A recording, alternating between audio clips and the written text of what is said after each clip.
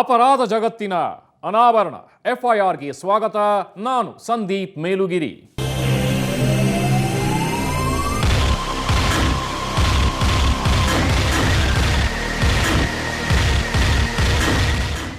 ಮಕ್ಕಳ ಮದುವೆ ಮಾಡಬೇಕು, ಅದು ಹೆತ್ತವರ ದೊಡ್ಡ ಜವಾಬ್ದಾರಿ ನಿಜ. ಹಂಗಂತ ಹೆಣ್ಣು ಮಕ್ಕಳನ್ನ ಹಾಗೆ ಕಳಿಸ್ಬಿಡೋದ? ಆ ಊರಲ್ಲಿ ಅವರು ಏನಾಗ್ತಾರೆ ನಿಮಗೆ ಗೊತ್ತಾ? ಮೊದಲು ಮಡದಿ, ನಂತರ ಮಾರಾಟಕ್ಕಿರೋ ಹಣ್ಣು. ಮದುವೆ ಅನ್ನೋದು ಆ ಅಮಾಯಕ ಹೆಣ್ಣು ಮಕ್ಕಳ ಪಾಲಿಗೆ ದೊಡ್ಡ ಹುಣ್ಣು. ಹೆಂಗಸರೇ ಇಲ್ಲಿ ವಿಲನ್.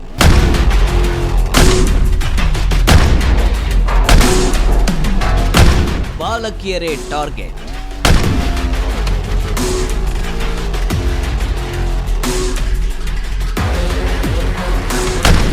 ಎಳೆ ವಯಸ್ಸಲ್ಲೇ ಮಾರಾಟ.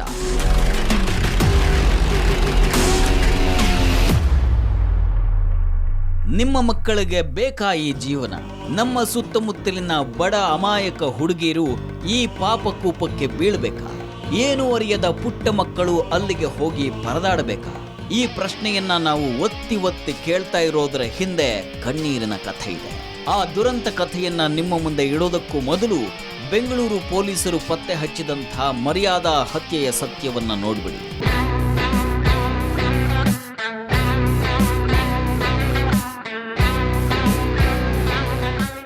6 ತಿಂಗಳ ಹಿಂದೆ ಒಂದು ಮರ್ಡರ್ ಆಗುತ್ತೆ.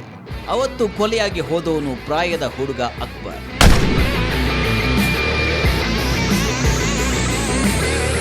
ಆತ ಖಾಲಿ ಪೀಲಿ ತಿರುಕೊಂಡಿದ್ದಂಥ ಪೊಲಿ ಹುಡುಗನೇನಲ್ಲ. ಚಿಕ್ಕ ವಯಸ್ಸಲ್ಲೇ ತಂದೆಯನ್ನ ಕಳೆದುಕೊಂಡು ತಾಯಿಯ ಜವಾಬ್ದಾರಿಯನ್ನ ತಗೊಂಡು ಸ್ವತಃ ದುಡಿದು ಆಕೆಯನ್ನ ಸಾಕ್ತಾ ಇದ್ದಂಥ ಪ್ರಬುದ್ಧ ಯುವಕ. ಆಂಧ್ರದ ಮೂಲದವನಾದ್ರೂ ಬೆಂಗಳೂರಿನ ಅಮೃತಹಳ್ಳಿಯಲ್ಲಿ ತುಂಬಾ ವರ್ಷಗಳಿಂದ ತಾಯಿಯೊಡನೆ ವಾಸವಾಗಿದ್ದ. ಕಳೆದ ಏಪ್ರಿಲ್ನಲ್ಲಿ ಆತ ಏಕಾಏಕಿ ನಾಪತ್ತೆಯಾಗ್ತಾನೆ. ತಾಯಿ ಕಾಯೋಷ್ಟು ಕಾದು ಮಗ ಕಾಣ್ತಾ ಇಲ್ಲ ಅಂತ ಕಂಪ್ಲೇಂಟ್ ಕೊಡ್ತಾಳೆ. ಇರೋ ಒಬ್ಬ ಮಗನನ್ನ ಹುಡುಕೊಡ್ರಪ್ಪ ಅಂತ ಕಣ್ಣೀರು ಹಾಕ್ತಾಳೆ. ಅವತ್ತು ಆ ತಾಯಿಯ ಕಣ್ಣೀರನ್ನ ನೋಡಿ ಪೊಲೀಸರು ಸ್ವಲ್ಪ ಕರಗಿದ್ರು. ಇಲ್ಲ ಅಂದ್ರೆ ಪ್ರಾಯದ ಹುಡುಗಿ ಮಿಸ್ ಆದ್ರೇನೆ ಅಷ್ಟೇ ತಲೆ ಕೆಡಿಸ್ಕೊಳ್ದವರು ಹುಡುಗ ಕಾಣ್ತಾ ಇಲ್ಲ ಅಂದ್ರೆ ತಲೆ ಕೆಡಿಸ್ಕೊಳ್ತಾರ? ಆದ್ರೂ ಆ ತಾಯಿಯ ಸಮಾಧಾನಕ್ಕೆ ಹುಡುಕಾಡಿದ್ರು. ಸಿಗದಿದ್ದಾಗ ಸುಮ್ಮನಾಗಿದ್ರು. ಕೊನೆಗೆ ಆ ತಾಯಿ ಪಟ್ಟು ಹಿಡಿದು ಕೂತ ಮೇಲೆ ಒಂದು ವಿಶೇಷ ತಂಡವನ್ನು ರಚಿಸಿ ಪ್ರಕರಣವನ್ನ ಈಗ ಭೇದಿಸಿದ್ದಾರೆ. ಅಮೃತಹಳ್ಳಿ ಠಾಣಾ ವ್ಯಾಪ್ತಿಯಲ್ಲಿ ಅಕ್ಬರ್ ಅಂತ ಸುಮಾರು ಒಂದು 21-22 ವರ್ಷದ ಯುವಕ, ಈತ ಕಾಣೆ ಆಗಿರೋದ್ರ ಬಗ್ಗೆ ಒಂದು ಪ್ರಕರಣ ನಮ್ಮಲ್ಲಿ ದಾಖಲಾಗಿ ಈತ ಏಪ್ರಿಲ್ ತಿಂಗಳಿಂದ ಕಾಣೆ ಆಗಿದ್ದಾನೆ ಅನ್ನೊಂದು ಪ್ರಕರಣ ದಾಖಲಾದ ನಂತರ ಒಂದು ವಿಶೇಷ ತಂಡ ನಾವು ರಚಿಸಿ ನಮ್ಮ ACP Sampigehalli, police inspector Amruthahalli ಮತ್ತು ಅವರ ಸಬ್ ಇನ್ಸ್ಪೆಕ್ಟರ್ ಜಯಾನಂದ್ ಮತ್ತು ಎಲ್ಲ ಟೀಮ್ ಇವರೆಲ್ಲ ಸತತವಾಗಿ ಸುಮಾರು 2 ತಿಂಗಳ ಕಾಲ ಈ ಪ್ರಕರಣದ ಜಾಡು ಹತ್ತಿ ಈಗ ಈ ಪ್ರಕರಣವನ್ನು ಯಶಸ್ವಿಯಾಗಿ ಭೇದಿಸಿದ್ದಾರೆ. ಈ ಕೇಸನ್ನೇನೋ ಭೇದಿಸಿದ್ರು, ಆದರೆ ಆ ತಾಯಿಗೆ ಮಗ ವಾಪಸ್ ಸಿಗಲಿಲ್ಲ. ಅಕ್ಬರ್ ಕೊಲೆಯಾಗಿ ಹೋಗಿದ್ದ. ಆತ ಕೊಲೆಯಾಗಿ ಹೋಗಿದ್ದಾನೆ ಅನ್ನುವಂಥ ಅನುಮಾನ ಪೊಲೀಸರಿಗೆ ಯಾವತ್ತೋ ಬಂದಿತ್ತು. ಈಗ ಅರೆಸ್ಟ್ ಆದವರ ಪೈಕಿ ಒಬ್ಬನನ್ನ ಅವರು ಯಾವತ್ತೋ ಕರೆದು ವಿಚಾರಣೆ ಮಾಡಿದ್ರು, ಆದರೆ ಆತ ಸತ್ಯವನ್ನ ಬಾಯ್ಬಿಟ್ಟಿರಲಿಲ್ಲ. ಪೊಲೀಸರಿಗೆ ಅವನ ವಿರುದ್ಧ ಗಟ್ಟಿಯಾಗಿ ನಿಲ್ಲೋದಕ್ಕೆ ಸರಿಯಾದ ಸಾಕ್ಷ್ಯಾಧಾರಗಳಿರಲಿಲ್ಲ.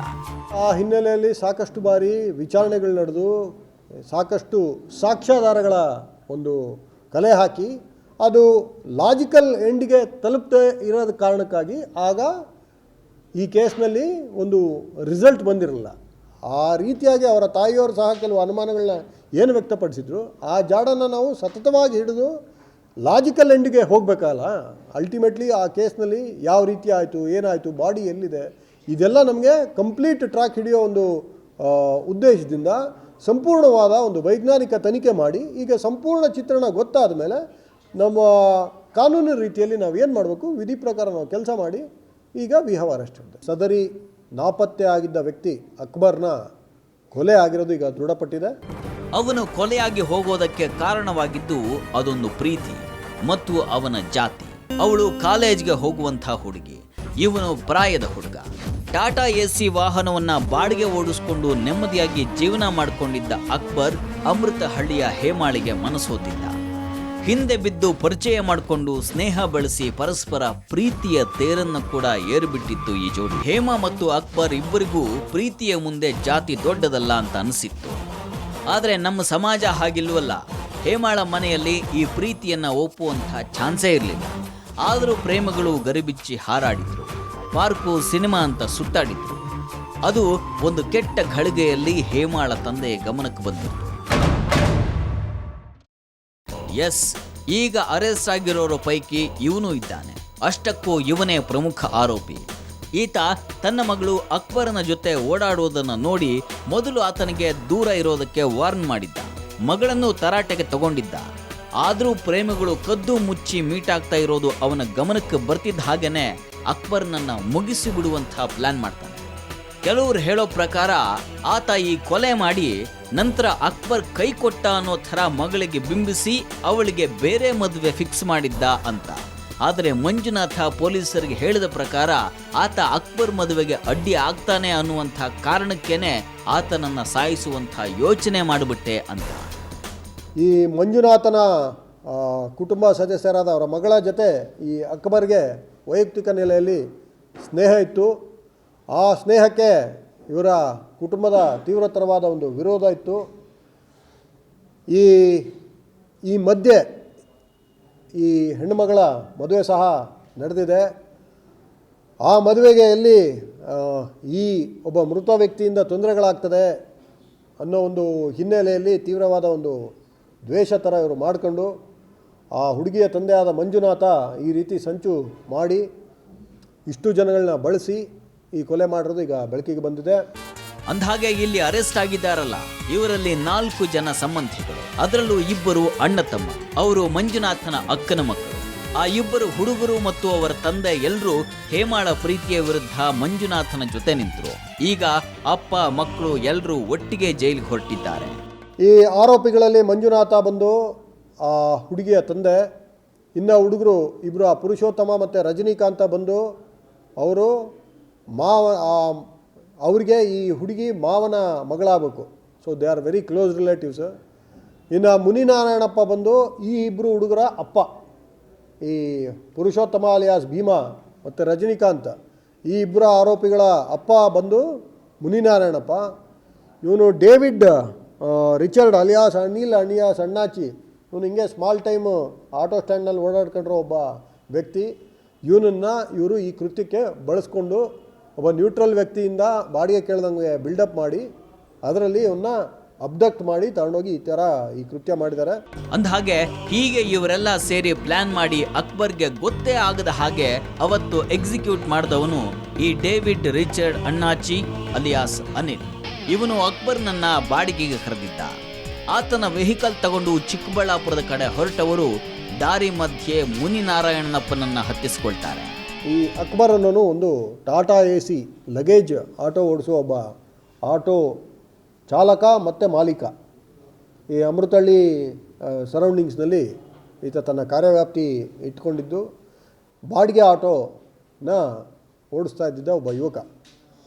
ಈ ಯುವಕನನ್ನು ಈ 22ನೇ ಏಪ್ರಿಲ್ ಆ ದಿವಸ ಈ ಅನಿಲ್ ಅಲಿಯಾಸ್ ಅಣ್ಣಾಚಿ ಈ ವ್ಯಕ್ತಿ ಚಿಕ್ಕಬಳ್ಳಾಪುರದಲ್ಲಿ ಒಂದು ಸಾಮಾನು ಶಿಫ್ಟ್ ಮಾಡಲಿಕ್ಕಿದೆ ಬೆಂಗಳೂರಿಗೆ ಅಂತ ಹೇಳಿ ಒಪ್ಪಿಸಿ ಅವನ ಟಾಟಾ ಎಸಿ ಗಾಡಿನ ಬಾಡಿಗೆಗೆ ತೆಗೆದುಕೊಂಡು ಇಲ್ಲಿಂದ ಅವನನ್ನು ಚಿಕ್ಕಬಳ್ಳಾಪುರ ಜಿಲ್ಲೆಯ ಬಾಗೇಪಲ್ಲಿ ಠಾಣಾ ವ್ಯಾಪ್ತಿಯಲ್ಲಿ ಕರೆದುಕೊಂಡು ಹೋಗಿ ಮಾರ್ಗ ಮಧ್ಯದಲ್ಲಿ ಮುನಿನಾರಾಯಣಪ್ಪನ ಹಚ್ಕೊಂಡು ಇದೇ ಇವ್ರದೇ ಮನೆ ಬಾಡಿಗೆ ತೆಗೆದುಕೊಂಡಿರೋದು ಇವ್ರ ಮನೆ ಸಾಮಾನು ಶಿಫ್ಟ್ ಮಾಡಲಿಕ್ಕೆ ಅಂತ ಹೇಳಿ ಆ ಗಾಡಿ ತೆಗೆದುಕೊಂಡು ಹೀಗೆ ಇವ್ರ ಜೊತೆ ಹೋದಂಥ ಅಕ್ಬರ್ನಿಗೆ ಇವರೆಲ್ಲರೂ ಸೇರಿ ತನ್ನ ಹತ್ಯೆಯ ಪ್ಲಾನ್ ಮಾಡಿದ್ದಾರೆ ಅನ್ನೋದು ಅರ್ಥವಾಗಲೇ ಇಲ್ಲ. ಬಾಗೇಪಲ್ಲಿಯ ಕಾಡಿನಲ್ಲಿ ಅವನು ಒಂಟಿಯಾಗಿ ನಿಂತಾಗ್ಲೇನೆ ಆತನಿಗೆ ಅಪಾಯದ ಅರಿವಾಗಿದ್ದು ಅವನ ಕಥೆ ಮುಗಿದು ಹೋಗಿತ್ತು. ಮಂಜುನಾಥನಿಗೆ ಸೇರಿದ ಒಂದು ವ್ಯಾಗನಾರ್ ಕಾರಿನಲ್ಲಿ ಮಂಜುನಾಥ ಮತ್ತು ಈ ಪುರುಷೋತ್ತಮ ಅಲಿಯಾಸ್ ಭೀಮಾ, ರಜನಿಕಾಂತ ಇವರು 3 ಜನ ಹಿಂಬಾಲಿಸಿ ಒಂದು ನಿರ್ಜನ ಪ್ರದೇಶಕ್ಕೆ ಕೊಂಡೊಯ್ದು ರಾತ್ರಿಯಲ್ಲಿ ಅವನು ನಿರ್ಜನ ಪ್ರದೇಶಕ್ಕೆ ಬಂದಾಗ ಅವನಿಗೆ ಹೆದರಿಕೆ ಆಗಿ ಅವನು ತಪ್ಪಿಸ್ಕೊಳ್ಳೋದಕ್ಕೆ ಒಂದು ಪ್ರಯತ್ನ ಮಾಡಿದಾಗ ಈ 5 ಜನ ಸೇರಿ ಅವನನ್ನು ಪ್ರಮುಖವಾಗಿ ಮೊದಲು ಒಂದು ಜಾಕ್ ರಾಡ್ನಲ್ಲಿ ಹೊಡೆದು ಅವನ್ನ ತೀವ್ರತರವಾಗಿ ಗಾಯಗೊಳಿಸಿ ಅದಾದ ಮೇಲೆ ಮಾರಣಾಂತಿಕವಾದ ಹಲ್ಲೆ ಮಾಡಿ ಇವನನ್ನು ಕೊಲೆ ಮಾಡಿರ್ತಾರೆ. ಹಾಗೆ ಆ ಹುಡುಗನ ಮರ್ಡರ್ ಮಾಡಿದವರು ಅವನದೇ ಗಾಡಿಯಲ್ಲಿದ್ದಂತಹ ಪೆಟ್ರೋಲ್ ತಗೊಂಡು ಆತನ ಬಾಡಿಯನ್ನು ಸುಡ್ತಾರೆ. ಆಲ್ಮೋಸ್ಟ್ ಅದು ಸುಟ್ಟು ಕರಕಲಾದ ಮೇಲೆ ಅವನ ವೆಹಿಕಲ್ ಅನ್ನು ತಗೊಂಡು ಬೆಂಗಳೂರಿನ ಮತ್ತೊಂದು ದಿಕ್ಕಿಗೆ ಹೋಗಿ ನಿಲ್ಲಿಸ್ತಾರೆ. ಹಂಗಾಗಿ ಅವತ್ತು ಬಾಗೇಪಲ್ಲಿಯಲ್ಲಿ ಸಿಕ್ಕಂಥ ಅರೆಸುಟ್ಟ ದೇಹ ಅಕ್ಬರ್ನದ್ದು ಅನ್ನೋದು ಗೊತ್ತಾಗೋದಿಲ್ಲ. ಕೊಲೆ ಯಾವುದೇ ರೀತಿ ಪತ್ತೆ ಆಗಬಾರ್ದು ಅನ್ನೋ ಒಂದು ಕಾರಣದಿಂದ ಆ ಬಾಡಿಗೆ ಪೆಟ್ರೋಲ್ ಹಾಕಿಬಿಟ್ಟು ಸುದೀರ್ಘವಾಗಿ ಅದನ್ನು ಸುಟ್ಟು ಸಾಕ್ಷ್ಯಗಳನ್ನ ನಾಶಪಡಿಸಿರ್ತಾರೆ. 22ನೇ ಏಪ್ರಿಲ್ ಈ ಘಟನೆ ನಡೆದಿರ್ತದೆ. 23ನೇ ಏಪ್ರಿಲು ಅಲ್ಲಿ ಸ್ಥಳೀಯ ಠಾಣೆಯ ಗಮನಕ್ಕೆ ಇದು ಬರ್ತದೆ.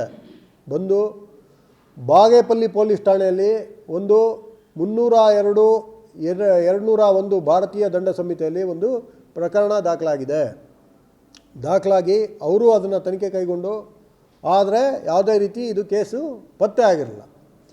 ಹೀಗೆ ನಮ್ಮಲ್ಲಿ ನಾವು ಮಿಸ್ಸಿಂಗ್ ಕೇಸು ಇಲ್ಲಿ ಮಿಸ್ ಆದವನು ಅಲ್ಲಿ ಸುಟ್ಟು ಕರಕಲಾಗಿರುವಂತಹ ವಿಷಯ ಪೊಲೀಸರಿಗೆ ಗೊತ್ತಾಗಲಿಲ್ಲ. ಮೊದಲು ಮಿಸ್ಸಿಂಗ್ ಕೇಸನ್ನು ಸೀರಿಯಸ್ ಆಗಿ ತಗೊಳ್ಳದೇ ಇದ್ರೂ ನಂತರ ಅಕ್ಬರ್ನ ವೆಹಿಕಲ್ ಸಿಕ್ಕ ಮೇಲೆ ಅನುಮಾನದಿಂದ ವಿಚಾರಣೆಯನ್ನು ನಡೆಸಿದ್ರು. ಆತನ ಪ್ರೀತಿಯ ವಿಷಯವನ್ನೆಲ್ಲ ಕೆದಕಿದ್ರು. ಆದರೆ ಮಂಜುನಾಥ ಸತ್ಯ ಒಪ್ಪಿರಲಿಲ್ಲ. ಆತನ ಬಾಯಿ ಬಿಡಿಸುವುದಕ್ಕೆ ಪೊಲೀಸರ ಹತ್ರ ಅಕ್ಬರ್ ಸತ್ತೋಗಿದ್ದಾನೆ ಅನ್ನೋದಕ್ಕೆ ಪ್ರೂಫ್ ಕೂಡ ಇರಲಿಲ್ಲ. ಈಗ ಎಲ್ಲ ಕಲೆಕ್ಟ್ ಮಾಡಿ ಈ ಕ್ರಿಮಿನಲ್ಗಳ ಬಾಯಿ ಬಿಡಿಸಿ ಪರಪ್ಪನ ಅಗ್ರಹಾರಕ್ಕೆ ಕಳಿಸ್ತಾ ಇರೋದಾಗಿ ಪೊಲೀಸರು ಹೇಳ್ತಾ ಇದ್ದಾರೆ. ಒಟ್ಟಿನಲ್ಲಿ ಅನ್ಯ ಧರ್ಮೀಯ ಪ್ರೀತಿ ಮದುವೆ ತನಕ ಹೋಗೋದಕ್ಕೆ ಇವರು ಬಿಡಲಿಲ್ಲ. ಬಲಿ ತಗೊಂಡೇ ಬಿಟ್ರು. ಅಲ್ಲಿ ಯಾವ ಧರ್ಮನೋ ಯಾವ ಜಾತಿನೋ ಕೇಳೋರಿಲ್ಲ. ಮದುವೆ ಆಗ್ತಾನೆ ಇರುತ್ತೆ. ಹಾಗಂತ ಆ ಮದುವೆಗೆ ಮಂಗಳವಾದ್ಯ ಇರೋದಿಲ್ಲ, ಮಂಟಪ ಕೂಡ ಇರೋದಿಲ್ಲ, ಸಂಬಂಧಿಕರು ಅಂತ ಯಾರೂ ಇರಲ್ಲ. ಅಷ್ಟಕ್ಕೂ ಆ ಮದುವೆ ನಡೆಯೋದು ಮದುವೆಯ ಬಗ್ಗೆ ಕನಸು ಕೂಡ ಹುಟ್ಟಿರದ ಮಕ್ಕಳಿಗೆ.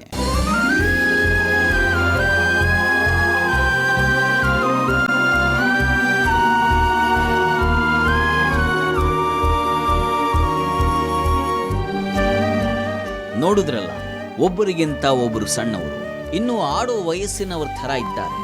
ಕೆಲವರಿಗಂತೂ ಇನ್ನೂ ಹೆಣ್ತನದ ಅನುಭೂತಿ ಕೂಡ ಆಗಿಲ್ವೇನೋ. ಆಗ್ಲೇ ಮುಂಗೈ ತುಂಬ ಹಸಿರು ಗಾಜಿನ ಬಳೆ, ಅಂಗೈ ತುಂಬ ಮದರಂಗಿ, ಕಾಲಿಗೆ ಉಂಗುರ, ಮದುಮಗಳ ಅವತಾರ.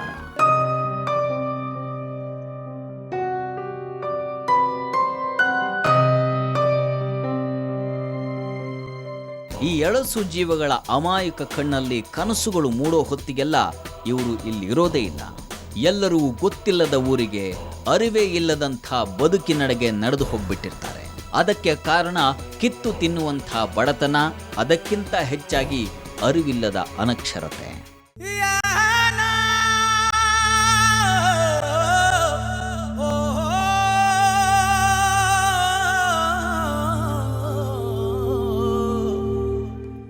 ಇವರು ಟಾರ್ಗೆಟ್ ಮಾಡುವಂಥದ್ದು ತುಂಬ ಅತಿ ಬಡತನದಲ್ಲಿರುವಂಥ ಕುಟುಂಬದವ್ರನ್ನ, ಪರ್ಟಿಕ್ಯುಲರ್ಲಿ ತುಂಬ ಹಿಂದುಳಿದಿರುವಂಥ ಏರಿಯಾಗಳಲ್ಲಿ ಮತ್ತು ತಾಂಡಗಳಲ್ಲಿ, ಚಿಕ್ಕ ವಯಸ್ಸಿನ ಮತ್ತು ತಂದೆ ಸತ್ತೋಗಿರೋವಂಥವ್ರು, ಈ ಥರದ್ದು ಫ್ಯಾಮಿಲೀಸ್ನ ಟಾರ್ಗೆಟ್ ಮಾಡಿ ಅವ್ರುಗಳಿಗೆ ಒಂದು ಭವಿಷ್ಯ ಕೊಡ್ತೀವಿ ಅಂತಂದು ಎಕ್ಸ್ಪ್ಲಾಯ್ಟ್ ಮಾಡ್ತಿರೋಂಥದ್ದು ಕಂಡು ಬಂದಿದ್ದೀವಿ. ಇಲ್ಲಿ ಬಡವರ ಮನೆಯ ಹೆಣ್ಣು ಮಕ್ಕಳಷ್ಟೇ ಅಲ್ಲ ಅವರ ಕ್ರೈಟೀರಿಯಾ. ಅವರು ಚಿಕ್ಕವರಾಗಿರಬೇಕು. ಆಗಷ್ಟೇ ಮೈನೆರೆದಂಥ ಬಾಲೆಯರಿಗೆ ಎಲ್ಲಿಲ್ಲದ ಬೇಡಿಕೆ. ಮಗಳು ದೊಡ್ಡವಳಾದ್ಲಾ, ಮದುವೆ ಮಾಡಿಬಿಡು ಅನ್ನುವಂಥ ಚಾಲಾಕಿ ಹೆಂಗಸರೇ ಈ ವ್ಯವಹಾರದ ಮಧ್ಯವರ್ತಿಗಳು. ಕಸ್ಟಮರ್ಗಳನ್ನು ಕರ್ಕೊಂಡು ಬರೋರು, ಮನವೊಲಿಸಿ ಮದುವೆಯ ಹೆಸರಲ್ಲಿ ಹುಡುಗಿಯನ್ನ ಕರ್ಕೊಂಡು ಹೋಗೋರು. ಮೊನ್ನೆ ಕಲಬುರಗಿಯ ಈ ಹುಡುಗಿ ಹಾಗೆ ಸೇಲಾಗಿದ್ಲು.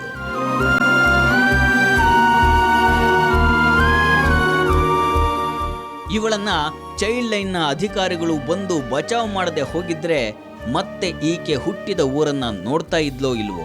ಓದೋ ವಯಸ್ಸಿನ ಹುಡುಗಿ ಅಮ್ಮನ ಭಾರವನ್ನ ಇಳಿಸಬೇಕು ಅಂತ ಆ ಅಪರಿಚಿತ ಜನರ ಜೊತೆ ಹೋಗೋದಕ್ಕೆ ರೆಡಿಯಾಗಿದ್ಲು. ಅರಿಯದ ಹುಡುಗನ ಮುಂದೆ ಮದುಮಗಳಾಗಿ ನಿಂತಿದ್ಲು. ನಮ್ಮ ಮಾಮ ಹೇಳಿರ್ಬೋದ್ರಿ, ಅವ್ರು ಕರ್ಕೊಂಬಂದ. ಅದಕ್ಕೆ ನಿಂಗೆ ಯಾರ ಜೊತೆ ಮದುವೆ ಆಗ್ತಾ ಇತ್ತು, ಯಾರು ಮಾಡ್ತಾ ಇದ್ರು, ನಿನಗದು ಇಷ್ಟ ಆಯ್ತಾ? ಇಷ್ಟ ಇದ್ದಿದ್ದಿಲ್ಲ ಅಂದ್ರೆ ನಾವು ಇಷ್ಟ ಅಂತ ಮಾಡ್ಕೊಂಡೆ. ಹಾಂ, ಯಾಕೆ ಇಷ್ಟ ಇರಲಿಲ್ಲ? ನಂಗೆ ಅಲ್ಲಿ ಹೋಗೋದು ಇಷ್ಟ ಇದ್ದಿಲ್ಲ ರೀ. ಹ್ಞೂ ಅಮ್ಮ ಏನಂದ್ರೆ ನಿಂಗೆ? ಮಾಡ್ಕೊಂಡು ಹಾಂ ಮತ್ತು ನಿಂಗೆ ಇಷ್ಟ ಇಲ್ಲ ಅಂತ ಹೇಳ್ಬೋದಿತ್ತಲ್ಲಮ್ಮ? ನನಗಿಷ್ಟ ಇಲ್ಲ ಈ ಮದುವೆ ಅಂತ ಹೇಳ್ಬೋದಿತ್ತಲ್ಲ ನೀನು, ಯಾಕೆ ಹೇಳಿಲ್ಲ ಮತ್ತೆ?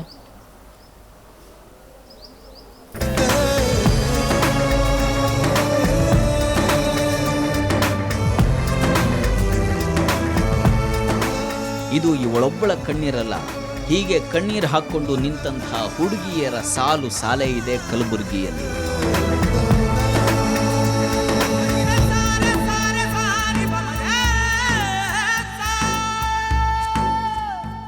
ಇವರೆಲ್ಲ ಹಾಗೂ ಹೀಗೂ ಬಚಾವಾಗಿದ್ದಾರೆ. ಇನ್ನು ಕೆಲವರು ನರಕವನ್ನ ನೋಡಿ ಬಚಾವಾಗಿ ಬಂದಿದ್ದಾರೆ ಮತ್ತು ಕೆಲವರಿಗೆ ಆ ಅದೃಷ್ಟ ಕೂಡ ಸಿಕ್ಕಿಲ್ಲ. ಅವರ ಕಥೆಯನ್ನ ಕೇಳಿದ್ರೆ ಅಯ್ಯೋ ಅನಿಸ್ಬಿಡುತ್ತೆ.